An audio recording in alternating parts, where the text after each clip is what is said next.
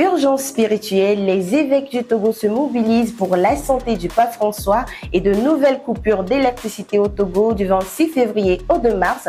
Voici les zones concernées. Vous êtes dans la revue de ce 26 février 2025 sur Atilomé. Nous commençons avec les coupures de courant à Lomé. La CET annonce des perturbations du 26 février au 2 mars.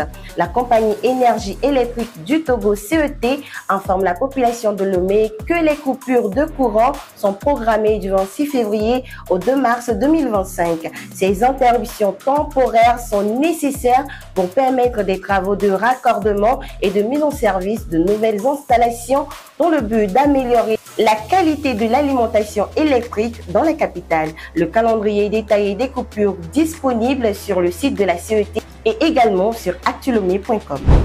Santé du pape François, les évêques du Togo appellent à la prière nationale. La conférence des évêques du Togo CET organise un prix-d'homme de prière le 25, 26 et 27 février pour soutenir le pape François, actuellement hospitalisé à Rome pour une double pneumonie. La période de prière se conclura par une adoration solennelle du Saint-Sacrement et la récitation du rosaire.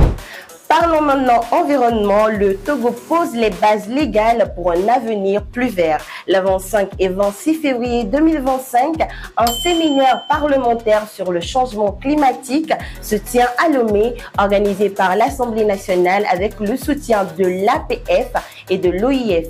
Objectif, préparer une loi climat pour renforcer la résilience du pays face aux défis environnementaux. Et bien que le pays pollue peu, il subit de plein fouet les effets du climat. Agriculture, énergie et côtes sont déjà sous pression.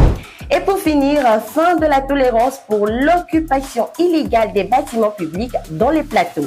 Le Togo intensifie la lutte contre l'occupation illégale des bâtiments administratifs dans la région des plateaux. Le gouvernement a lancé une vaste opération d'inspection pour vérifier la légalité des occupants et garantir une gestion responsable des biens publics.